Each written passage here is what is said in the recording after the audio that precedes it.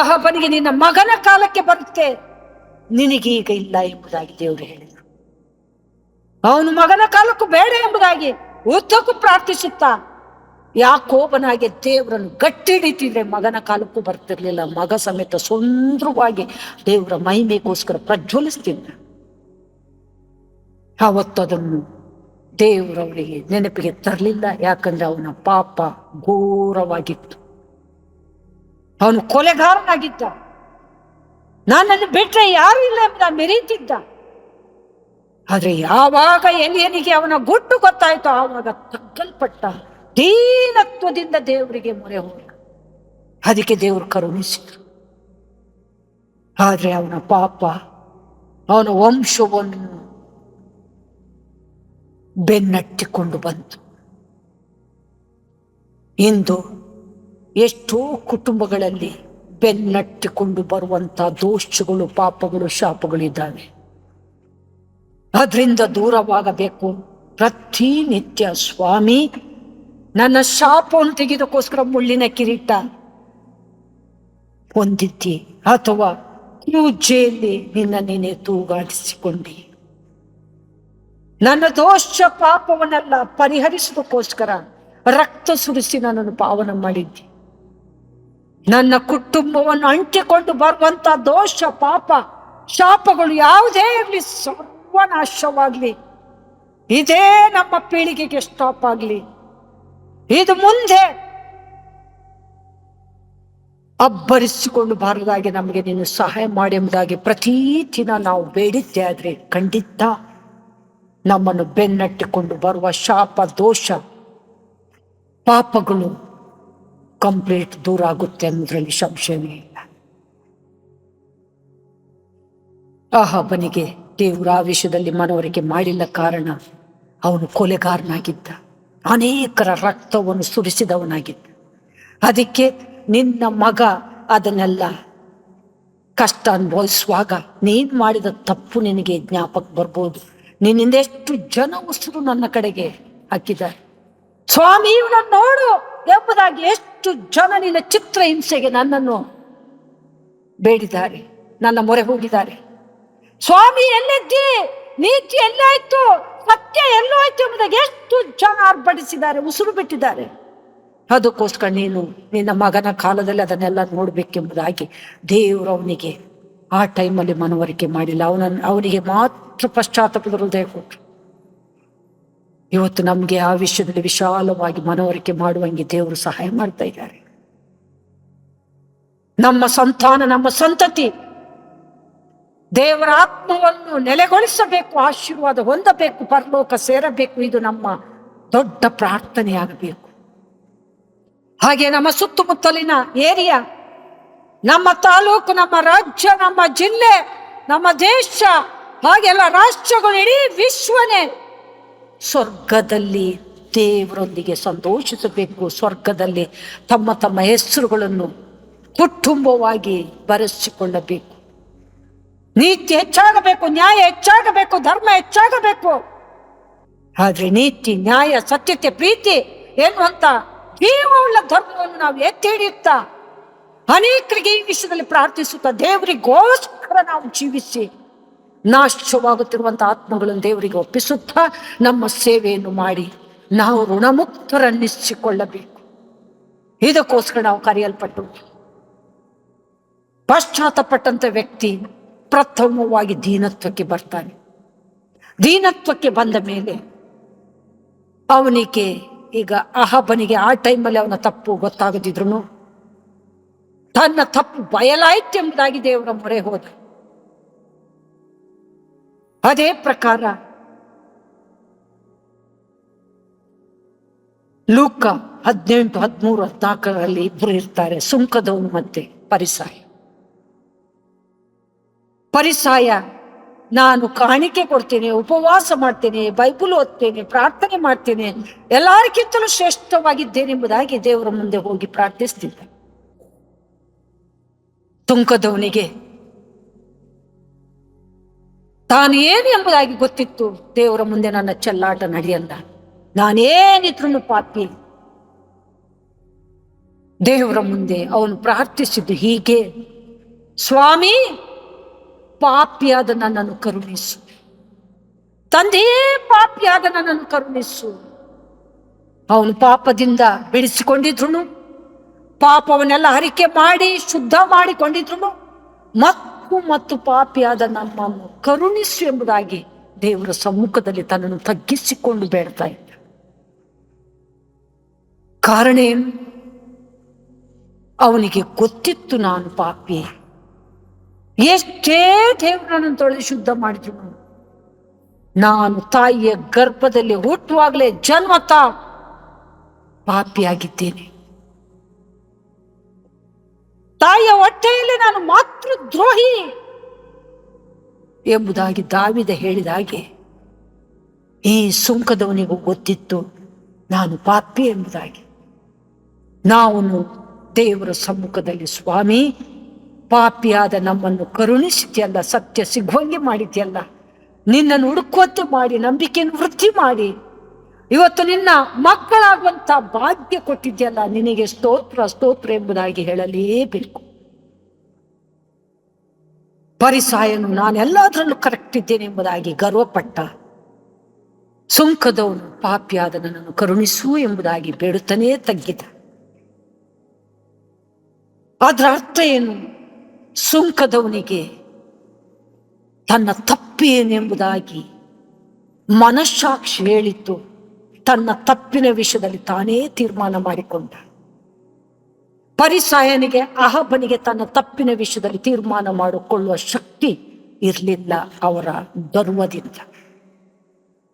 ಹೀಗೆ ಪಶ್ಚಾತ್ತಪಟ್ಟಂತ ವ್ಯಕ್ತಿ ಪ್ರಥಮವಾಗಿ ದೀನತ್ವಕ್ಕೆ ಬಂದ್ರೆ, ಎರಡನೇದಾಗಿ ಅವನು ತನ್ನ ತಪ್ಪಿನ ವಿಷಯದಲ್ಲಿ ತಾನೇ ತೀರ್ಮಾನ ಮಾಡಿ ನಾನೇ ಪಾಪಿ ಎಂಬುದಾಗಿ ಒಪ್ಪಿಕೊಳ್ಳುತ್ತಾನೆ.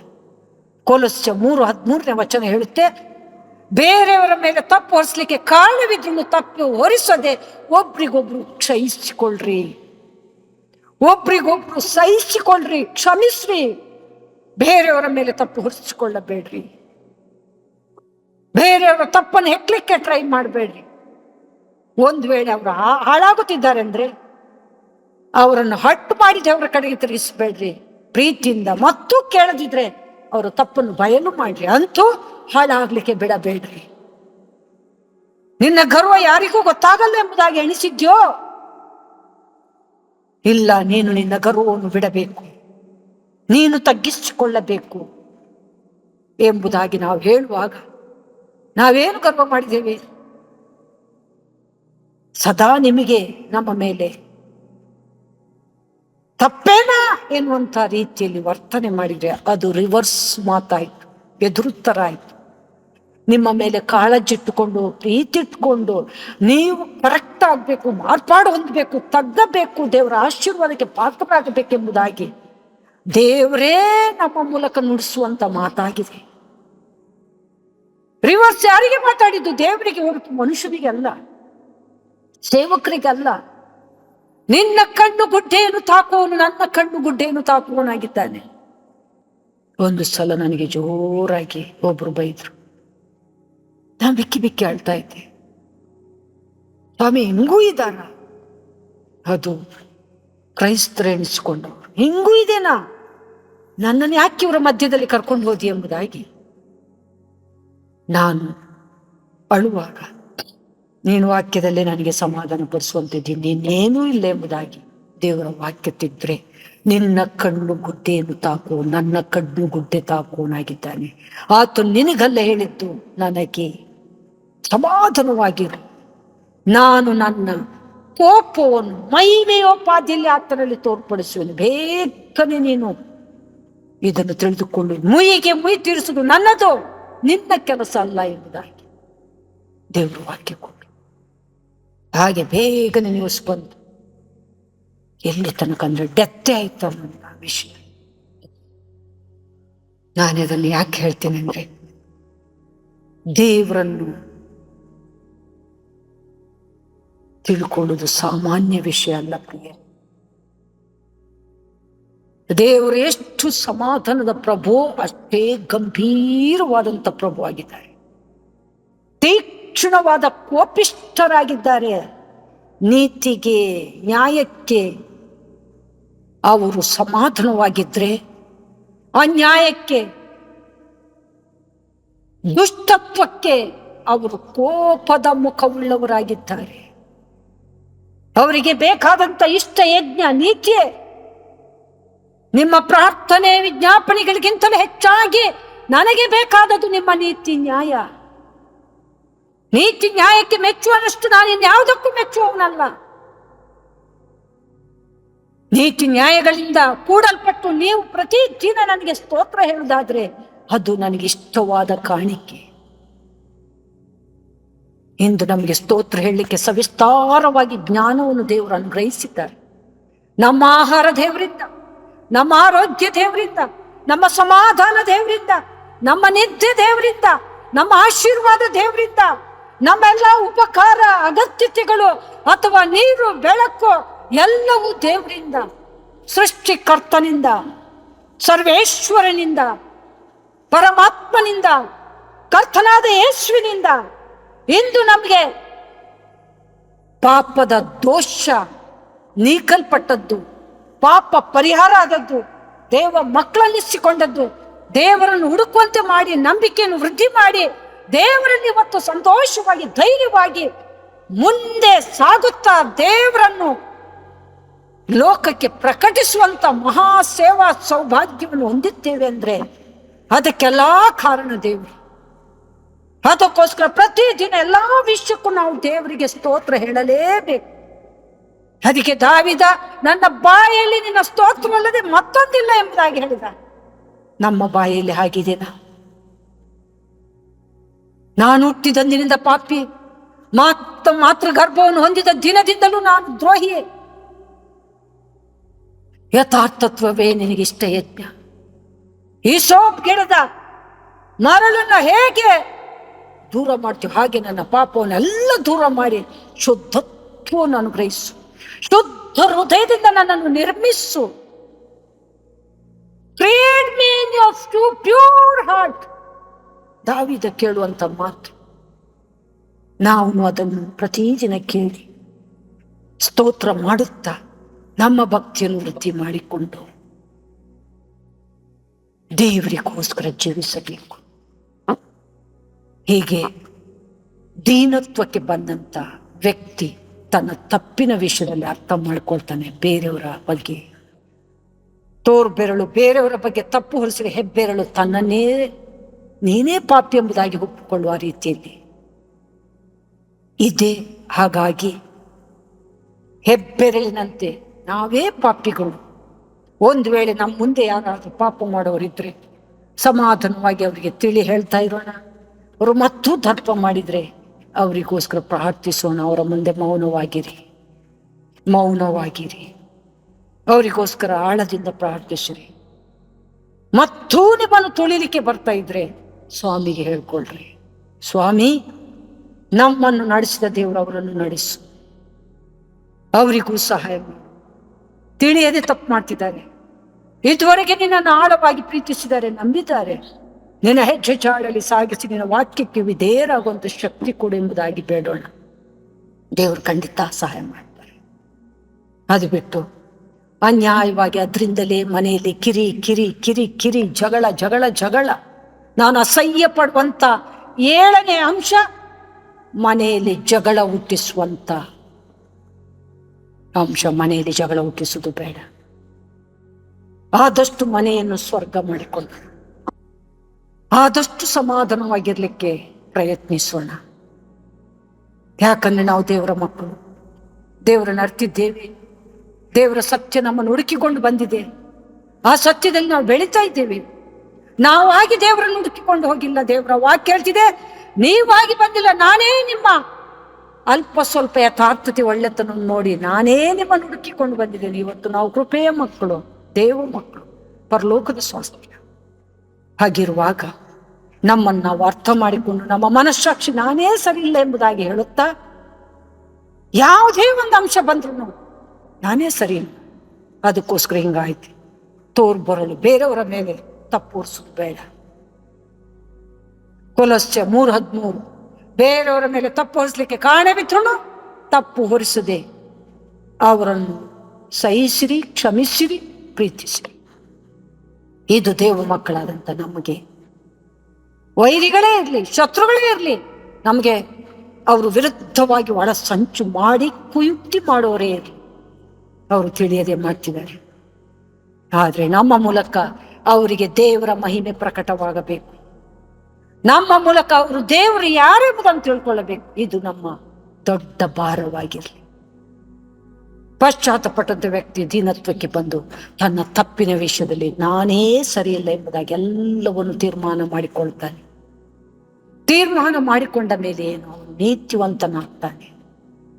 ಅದೇ ಲೋಕ 18:14 ವಚನದಲ್ಲಿ ಫರಿಸಾಯನು ನೀತಿವಂತನಾಗಲಿಲ್ಲ, ಸುಂಕದವನು ನೀತಿವಂತನಾಗಿ ಹೋದ. ರೋಮ 3:24 ವಚನ ಹೇಳ್ತಿದ್ರು, ನೀತಿವಂತರು ಒಬ್ಬರೂ ಇಲ್ಲ, ಎಲ್ಲರೂ ಪಾಪ ಮಾಡಿ ದೇವರ ಮಹಿಮೆಯನ್ನು ಕಾಣದೆ ಹೋಗಿದ್ದಾರೆ. ನೀತಿವಂತರು ಒಬ್ಬರೂ ಇಲ್ಲ, ಎಲ್ಲರೂ ಪಾಪ ಮಾಡಿ ದೇವರ ಮಹಿಮೆ ಕಾಣದೆ ಹೋಗಿದ್ದಾರೆ. ನಾವು ನಿಜವಾಗ್ಲೂ ಹುಟ್ಟುವಾಗಲೇ ಪಾಪಿಷ್ಟರು, ಮಾತೃದ್ರೋಹಿಗಳೇ. ಆದರೂ ದೇವರ ಕೃಪೆಯಿಂದ ನಮ್ಮ ತಪ್ಪು ಏನು ಎಂಬುದಾಗಿ ನಮಗೆ ಅರ್ಥವಾಗಿ ಹೊತ್ತು ಕೃಪೆಯ ಮಕ್ಕಳಾಗಿದ್ದೇವೆ. ಪಶ್ಚಾತ್ತಪಟ್ಟಂತೆ ವ್ಯಕ್ತಿ ದೀನತ್ವಕ್ಕೆ ಬಂದು ತನ್ನ ತಪ್ಪಿನ ವಿಷಯದಲ್ಲಿ ತಾನು ತೀರ್ಮಾನ ಮಾಡಿಕೊಂಡ ಮೇಲೆ 3ನೇದಾಗಿ ಅವನು ನೀತಿವಂತನಾಗ್ತಾನೆ. ಸುಂಕದವನು ನೀತಿವಂತನಾಗಿ ಹೋದ. ಅದರ ಮೊದಲು ರೋಮ 3:24 ಹೇಳೋ ಪ್ರಕಾರ ನೀತಿವಂತರು ಒಬ್ಬರೂ ಇಲ್ಲ, ನಾವ್ಯಾರೂ ನೀತಿವಂತರಲ್ಲ. ನೀತಿವಂತರಲ್ಲದ ಕಾರಣ ದೇವರ ಮಹಿಮೆಯನ್ನು ಕಾಣಲಿಕ್ಕೆ ಆಗಿಲ್ಲ. ಇವತ್ತು ದೇವರ ಮಹಿಮೆಯನ್ನು ಕಂಡಿದ್ದೇವೆ, ದೇವರಲ್ಲಿ ಇದ್ದು ಜೀವಿಸ್ತಿದ್ದೇವೆ, ದೇವರ ವಾಕ್ಯವನ್ನು ಹಿಡಿದುಕೊಂಡು ಆತನ ಹೆಜ್ಜೆ ಜಾಡಲ್ಲಿ ಸಾಗುತ್ತಿದ್ದೇವೆ ಅಂದ್ರೆ ನಾವು ನೀತಿವಂತರು ಪ್ರಿಯರೇ. ನಾವು ದೇವರನ್ನು ಆರಾಧಿಸೋರು. ಲೋಕವೆಲ್ಲ ನೀತಿವಂತರಾಗಬೇಕೆಂಬುದಾಗಿ ನಮ್ಮ ಪ್ರಾರ್ಥನೆಯಾಗಿರಬೇಕು. ನೀತಿವಂತರಾದ ಮೇಲೆ ಮತ್ತೇನು ಅವನಲ್ಲಿ ಸಮಾಧಾನ ಅಥವಾ ಸಂಧಾನ. ಯಾರಲ್ಲಾದ್ರೂ ಕೋಪ ಇದ್ರೆ, ಯಾರಾದ್ರೂ ಮೊದಲು ವೈರತ್ವದಿಂದ ದ್ವೇಷ ಕಾರ್ತಿದ್ರೆ ನನಗೆ ಪ್ರಾರ್ಥನೆ ಮಾಡ್ಲಿಕ್ಕಾಗ್ತಾ ಇಲ್ಲ, ಅದನ್ನು ಮನಸ್ಸಿನೊಳಗೆ ಇಟ್ಕೊಂಡು ನಾನು ತಿಳಿದುಕೊಳ್ಳುವುದು ಬೇಡ, ಹೋಗಿ ಅವ್ರ ಜೊತೆ ಸಂಧಾನ ಮಾಡಿಕೊಳ್ತೇನೆ ಎಂಬುದಾಗಿ ಸಂಧಾನಕ್ಕೆ ಬರ್ತಾರೆ. ನೀತಿವಂತರಾದ ಮೇಲೆ ಹಿಂದೆ ಯಾರ ಹತ್ರ ಆದ್ರೂ ದ್ವೇಷ ಇದ್ರೆ ಅವರು ಮುಂದೆ ಬರುವಾಗ ಅದನ್ನೇ ಕೆಣಕಿ ನನ್ನ ವಿಷಯಕ್ಕೆ ನೋವು ಮಾಡಬಹುದು, ನನ್ನ ಭಕ್ತಿಗೆ ಅಡ್ಡಿ ತರಬಹುದು. ಅದಕ್ಕೋಸ್ಕರ ನಾನು ಫಸ್ಟ್ ಅವ್ರ ಹತ್ರ ಹೋಗಿ ಸಂಧಾನ ಮಾಡಿಕೊಳ್ಳಿ, ತಿಳಿಯದೆ ನಾನು ತಪ್ಪು ಮಾಡಿದ್ದೇನೆ, ಈಗ ನಾನು ದೇವರನ್ನು ಅರ್ತಿದ್ದೇನೆ, ನಾನು ನಿನ್ನಲ್ಲಿ ಸಂಧಾನಕ್ಕೆ ಬರ್ತಾ ಇದ್ದೇನೆ, ನನ್ನನ್ನು ಕ್ಷಮಿಸಿ ಎಂಬುದಾಗಿ ಬೇಡಿ ಹಗ್ಗಿಸುವ ಮಟ್ಟಿಗೆ ಅವನು ಸಂಧಾನಕ್ಕೆ ಹೋಗ್ತಾನೆ. ಇದಕ್ಕೆ ಸುಂದರವಾದಂಥ ದೃಷ್ಟಾಂತ ಲೋಕ 15:11-25 ವಚನ ನೋಡುವಾಗ, ಒಬ್ಬನಿಗೆ 2 ಮಕ್ಕಳಿದ್ರು. ಅದರಲ್ಲಿ ಕಿರಿ ಮಗ ತಂದೆಯೊಂದಿಗೆ ಜಗಳಾಡಿ ತಂದೆಯ ಅರ್ಧದಷ್ಟು ಆಸ್ತಿಯನ್ನು ತೆಗೆದುಕೊಂಡು ಹೋಗಿ ಪಟಿಂಗನಾಗಿ ಜೀವಿಸಿದ. ಅವನು ತನ್ನ ಸ್ನೇಹಿತರಿಗೆ ಇದ್ದ ಎಲ್ಲಾ ಜಾಗವನ್ನು ಮಾರಿ ಕಟ್ಟ ಕಡೆಗೆ ಇವನಿಗೆ ಆ ಸ್ನೇಹಿತರೆ ದ್ರೋಹ ಬಗ್ದು ಹಂದಿ ತಿನ್ನುವ ಕೂಡು ಸಮೇತ ಈತನಿಗೆ ಸಿಗದಾಗ ನನ್ನ ಸ್ಥಿತಿ ಏನಾಯ್ತು ಎಂಬುದಾಗಿ ಪಶ್ಚಾತ್ತಾಪಡಲಿಕ್ಕೆ ಶುರು ಮಾಡ್ತಾರೆ. ನನ್ನ ತಂದೆ ಹತ್ರ 100 ಆಳುಗಳು 3 ಹೊತ್ತು ಹೊಟ್ಟೆ ತುಂಬಾ ತಿಂತಾ ಇದ್ದಾರೆ, ನನಗೆ ಹಂದಿ ತಿನ್ನುವ ಕೂಳು ಸಮೇತ ಸಿಗ್ತಾ ಇಲ್ಲ. ನನ್ನ ಸ್ಥಿತಿ ಹೇಗಾಯ್ತು? ನನ್ನ ದರ್ಪದಿಂದ, ನನ್ನ ಅಹಂಕಾರದಿಂದ ತಂದೆಗೆ ವಿರುದ್ಧವಾಗಿ ನಾನು ಸಾಗಿದ್ರಿಂದ, ತಂದೆಯನ್ನು, ಜನರನ್ನು ಅಥವಾ ನನ್ನನ್ನು ನಾನು ಅರ್ಥ ಮಾಡಿಕೊಳ್ಳದೆ ಜೀವಿಸಿ ದೇವರ ಕೋಪಕ್ಕೆ ಗುರಿಯಾದ ದೇವರು ಸರಿಯಾಗಿ ನನಗೆ ಪೆಟ್ಟು ಕೊಟ್ಟಿದ್ದಾರೆ. ಇಂದು ಹಂದಿ ತಿನ್ನುವ ಕೂಳು ನನಗೆ ಸಿಗ್ತಾ ಇಲ್ಲ ಎಂಬುದಾಗಿ ತನ್ನನ್ನು ತಾನು ತಿವಿದುಕೊಂಡು ತನ್ನ ತಪ್ಪನ್ನು ಅರ್ಥ ಮಾಡಿಕೊಂಡು ಪಶ್ಚಾತ್ತಾಪಡಲಿಕ್ಕೆ ಶುರು ಮಾಡುವಾಗ ದೇವರ ಕ್ರಿಯೆ, ದೇವರ ಕರುಣೆ, ದೇವರ ದಯೆ ಆತನೊಳಗೆ ಸೇರ್ಲಿಕ್ಕೆ ಶುರು ಮಾಡುತ್ತೆ. ದೇವರ ದಯೆಗೆ ಪಾತ್ರನಾಗ್ತಾನೆ.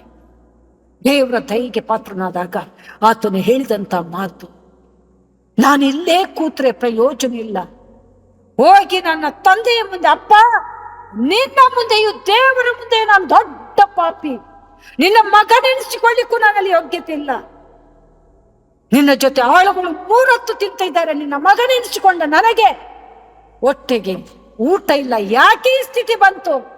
ನನ್ನ ಅಯೋಗ್ಯತೆಯಿಂದ ಎಂಬುದಾಗಿ ತನ್ನ ಅಯೋಗ್ಯತೆಯನ್ನು ಗ್ರಹಿಸಿಕೊಂಡು ಅಲ್ಲೇ ನಿಲ್ಲದೆ ಓಡಿ ಬಂದು ಅಪ್ಪನ ಮುಂದೆ ಸಾಷ್ಟಾಂಗ ಬೆರಗ್ಗೆ, ಅಪ್ಪ, ನಿನ್ನ ಮುಂದೆಯೂ ದೇವರ ಮುಂದೆ ನಾನು ದೊಡ್ಡ ಪಾಪಿ, ನಿನ್ನ ಮಗನೆನಿಸಿಕೊಳ್ಳಿಕ್ಕೆ ನನ್ನಲ್ಲಿ ಯೋಗ್ಯತೆ ಇಲ್ಲ, ನನ್ನನ್ನು ಕ್ಷಮಿಸು ಎಂಬುದಾಗಿ ಅಪ್ಪ ಹಿಡಿದು ಸಾಷ್ಟಾಂಗ ನಮಸ್ಕಾರ ಮಾಡುವಾಗ, ಎದ್ದೇಳು ಮಗನೇ, ನಾನ್ ದೇವರಲ್ಲ, ದೇವರೊಬ್ಬರಿದ್ದಾರೆ, ನನ್ನ ನಮಸ್ಕಾರ ಅಲ್ಲ, ನಿನ್ನ ತಪ್ಪನ್ನು ಅರ್ಥ ಮಾಡ್ಕೊಳ್ಳೋ ಶಕ್ತಿ ಅವರು ನಿನಗೆ ಕೊಟ್ಟಿದ್ದಾರೆ, ನೀನಿವತ್ತು ಪರಿಶುದ್ಧನಾಗ್ತಾ ಇದ್ದೀಯ ಎಂಬುದಾಗಿ ಅಪ್ಪ ಅಪ್ಪಿಕೊಂಡು ಆತನ ಕಾಲುಗಳಿಗೆ ಜೋಡಿರಲಿಲ್ಲ ಚಪ್ಪಲಿ ಹಾಕಿಸಿ, ಬಟ್ಟೆ ತೋಡಿಸಿ, ಕೊಬ್ಬಿದ ಕುರಿಯನ್ನು ಕೊಯ್ಯಿಸಿ ಔತಣ ಸಿದ್ಧ ಮಾಡಿ ಆತನನ್ನು ಮುದ್ದಿಡುವಂಥ ಒಂದು ಸಂದರ್ಭ ನಿಜವಾಗ್ಲೂ ಅದು ದುಃಖಕರವಾಗಿದ್ರು ಮಾನಸಾಂತರವನ್ನು ಉಂಟು ಮಾಡಿ ರಕ್ಷಣೆಗೆ ಮೂಲ ಮಾಡುವಂಥ ಒಂದು ಸಂದರ್ಭವಾಗಿತ್ತು. ದೇವರ ಮಹಾಕೃಪೆಯಿಂದ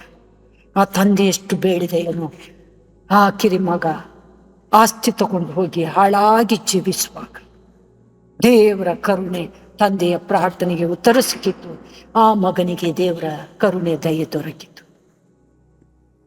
ಹೀಗೆ ಅವನು ಅಪ್ಪನ ಮುಂದೆ ಸಂಧಾನ ಮಾಡಿಕೊಳ್ಳುವಾಗ ದೇವರು ಅವನಿಗೆ ಒಲಿದ್ರು. ಅವನು ಸಂಧಾನವಾದ, ಮನೆಗೆ ತಿರುಗಿ ಸೇರಿಕೊಂಡ, ಮಗನೆನಿಸಿಕೊಂಡ. ಅವನು ಆಳಿಗೂ ಯೋಗ್ಯತೆ ಇಲ್ಲ ಎಂಬುದಾಗಿ ತನ್ನನ್ನು ತಗ್ಗಿಸಿಕೊಂಡಾಗ, ನೀನು ಆಳಲ್ಲ, ನನ್ನ ರಾಜನೇ, ನನ್ನ ಅರಸನೇ, ನನ್ನ ಮಗನೇ ಎಂಬುದಾಗಿ ಅಪ್ಪ ಅಪ್ಪಿಕೊಂಡಂತ ಸ್ಥಿತಿ ಒಂದು ಸಂದರ್ಭ ನಿಜವಾಗ್ಲು ದೈವ ಕಾರ್ಯನೇ ಹೊರತೀನಿ ಯಾವುದೂ ಅಲ್ಲ.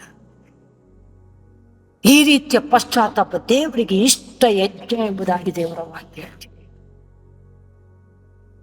ಹೇಗೆ ಪಶ್ಚಾತ್ತಾಪಟ್ಟ ವ್ಯಕ್ತಿ ದೀನತ್ವಕ್ಕೆ ಬಂದು ತನ್ನ ತಪ್ಪಿನ ವಿಷಯದಲ್ಲಿ ತಾನು ಅರ್ಥ ಮಾಡಿಕೊಂಡು ನೀತಿವಂತನಾದ ಮೇಲೆ 4ನೇದಾಗಿ ಅವನು ಸಂಧಾನಕ್ಕೆ ಬರ್ತಾನೆ.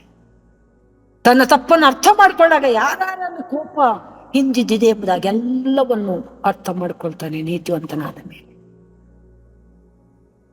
ಹೀಗೆ ಸಂಧಾನಕ್ಕೆ ಬಂದ ಮೇಲೆ ಅವನಲ್ಲಿ ಇನ್ನೇನಿದೆ? ಸಂತೋಷ, ಧೈರ್ಯ, ಸ್ಥೈರ್ಯ. ಸಂತೋಷ, ಧೈರ್ಯ, ಸ್ಥೈರ್ಯ. ಆ ಸಂತೋಷ ಧೈರ್ಯದಿಂದ ಕುಣಿದಾಡ್ತಾನೆ. ಕೀರ್ತನೆ 16:11 ಹೇಳುತ್ತೆ, ದೇವರ ಸಮ್ಮುಖದಲ್ಲಿ ಪರಿಪೂರ್ಣ ಸಂತೋಷವಿದೆ, ನಿತ್ಯ ಆತನ ಬಲಗೈಯಲ್ಲಿ ನಿತ್ಯ ಭಾಗ್ಯವಿದೆ. ಕೀರ್ತನೆ 16:11 ದೇವರ ಸಮ್ಮುಖದಲ್ಲಿ ಪರಿಪೂರ್ಣ ಸಂತೋಷ ಇದೆ, ಆತನ ಬಲಗೈಯಲ್ಲಿ ನಿತ್ಯ ಭಾಗ್ಯವಿದೆ.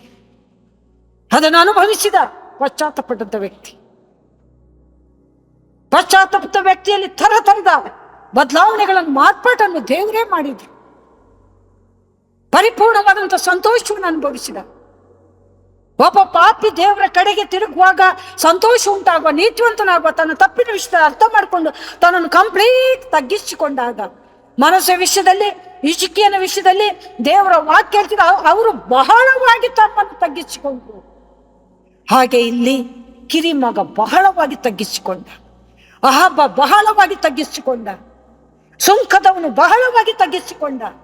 ನಾವೇನು ಅಲ್ಲ, ದೇವರ ಮುಂದೆ ನಮ್ಮ ಚಲ್ಲಾಟ ನಡೆಯಲ್ಲ ಎಂಬುದಾಗಿ ಬಹಳವಾಗಿ ತಗ್ಗಿಸಿಕೊಂಡು, ಆಗ ಅವರಿಗೆ ಎಲ್ಲಿಲ್ಲದ ಮಹಿಮೆಯ ಮೇಲನ ಸಂತೋಷ, ಧೈರ್ಯ ಸಿಕ್ಕಿತ್ತು. ಅದಕ್ಕೆ ಕೀರ್ತನೆಗಾರನು 14ನೇ ಕೀರ್ತನೆ 11 ಹೇಳ್ತಿದ್ದಾನೆ, ದೇವರ ಸಮ್ಮುಖದಲ್ಲಿ ಪರಿಪೂರ್ಣ ಸಂತೋಷ, ಆತನ ಬಲಗೆಯಲ್ಲಿ ನಿತ್ಯವಾದಂಥ ಭಾಗ್ಯ.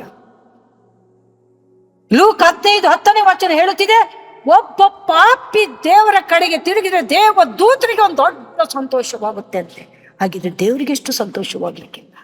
ಲೂಕ 15:10 ದೇವರಿಗೆ ಒಂದು ದೊಡ್ಡ ಸಂತೋಷ ಅಂತೆ ದೇವ ದೂತರೊಳಗೆ. ಹಾಗಿದ್ರೆ ದೇವರಿಗೆ ಎಷ್ಟು ಸಂತೋಷವಾಗ್ಲಿಕ್ಕಿಲ್ಲ. ಅದಕ್ಕೆ ನಾವು ಅನೇಕರನ್ನು ಸತ್ಯಕ್ಕೆ ನಡೆಸುವುದರಲ್ಲಿ, ದೇವ ದೂತರಿಗೆ ಸಂತೋಷ ಕೊಡೋದ್ರಲ್ಲಿ, ದೇವರಿಗೆ ಸಂತೋಷ ಕೊಡೋದ್ರಲ್ಲಿ, ನಾವು ಸಂತೋಷ ಪಡೋದ್ರಲ್ಲಿ ಪ್ರತಿದಿನ ಭಾರ ಹೊತ್ತುಕೊಳ್ಳಬೇಕು, ಸೇವೆ ಮಾಡಬೇಕು. ತಿಳಿಯದೆ ಜನರು ಅದು ಇದು ಎಂಬುದಾಗಿ ಹುಡುಕುತ್ತಾ ಇದ್ದಾರೆ.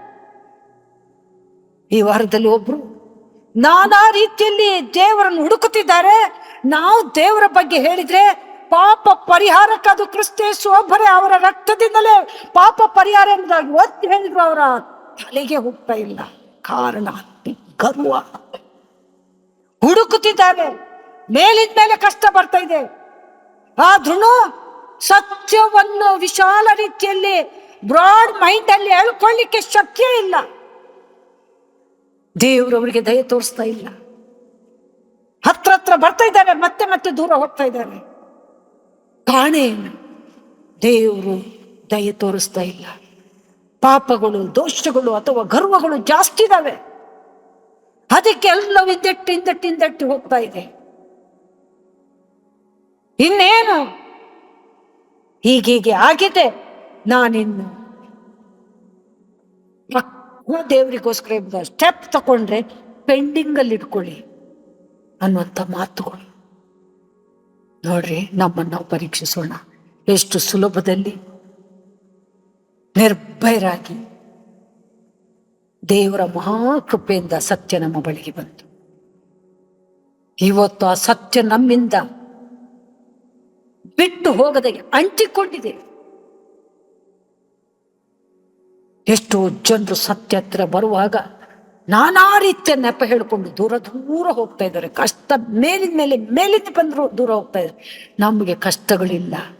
ಮೇಲಿಂದ ಮೇಲೆ ದಾವಿದ ಹೇಳಿದ ಹಾಗೆ ಭಾಗ್ಯ ಹೊಂದುತ್ತಿದ್ದೇವೆ. ಆದ್ರೂ ಅವರು ಕಷ್ಟ ಅಂದ್ರು ದೇವರನ್ನು ಹುಡುಕ್ಲಿಕ್ಕೆ ಪ್ರಯಾಸ ಪಡ್ತಿಲ್ಲ. ತನ್ನ ನೀಚ ಬುದ್ಧಿಯನ್ನು ಬಿಡ್ಲಿಕ್ಕೆ, ದುರ್ಮಾರ್ಗವನ್ನು ಬಿಡ್ಲಿಕ್ಕೆ ಪ್ರಯತ್ನ ಪಡ್ತಾ ಇಲ್ಲ. ಎಷ್ಟು ದಿನ ಅದರಲ್ಲೇ ಸಾಗಿ, ಎಷ್ಟು ದಿನ ಕೊರಗಿ ಹೋಗುವಂಥದ್ದು. ಇದು ದೇವರ ಪ್ರಶ್ನೆ, ನನ್ನ ಪ್ರಶ್ನೆ. ದೇವರು ನಮ್ಗೆ ಹೇಳುವಂಥದ್ದು, ನಿಮಗೆ ಸಿಕ್ಕಿದಂಥ ಸೌಭಾಗ್ಯವನ್ನು ಬಿಟ್ಟು ಬಿಡಬೇಡ್ರಿ. ಪಾಪ ಪರಿಹಾರ ಆಗಿದೆ, ನಂಬಿಕೆ ವೃದ್ಧಿಯಾಗಿದೆ, ಶಿಲುಬೆಯಲ್ಲಿ ನನ್ನ ಪ್ರೀತಿ ಏನೆಂಬುದನ್ನು ಆಳವಾಗಿ ತಿಳ್ಕೊಂಡಿದ್ರಿ. ಇಷ್ಟೆಲ್ಲ ಮಹತ್ವ ನಿಮ್ಮಲ್ಲಿರುವಾಗ ಜ್ಞಾನದ ಬುಗ್ಗೆ, ಇವತ್ತು ನಾವು ಪಡ್ಕೊಂಡಂತ ದೊಡ್ಡ ಐಶ್ವರ್ಯ ಯಾವುದು? ಜ್ಞಾನದ ಬುಗ್ಗೆ.